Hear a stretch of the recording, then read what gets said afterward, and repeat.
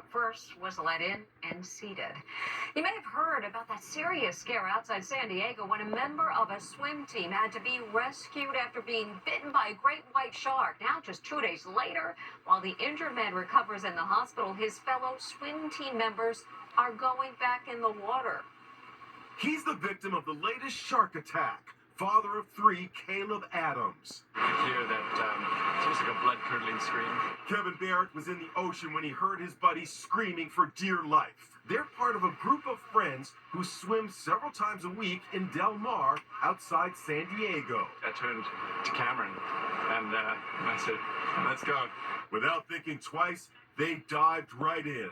The option to not do anything was worse than the option of putting yourself at risk and going out there. They found the victim bleeding profusely from his chest and hand. I think he was trying to fight it off. So he even said he had the shark nose in his hands, and then he punched it. I mean, he said he punched this thing twice. Cameron Whiting's training as a lifeguard kicked in. When I saw how bad it was for the first time, I realized I don't want him to see this, and so I just tried to cover up with my hands so that he wouldn't look down.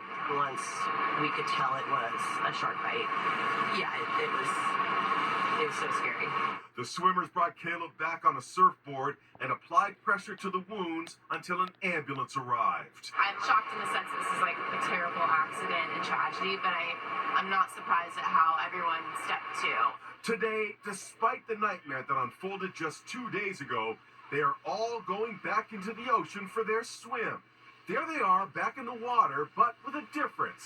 They've made a pact to swim closer to each other, and this time with one person on a surfboard to keep watch for any signs of danger. And there's some promising news to report. According to Caleb's friends, doctors are saying he could go home as early as tomorrow. We wish him the best.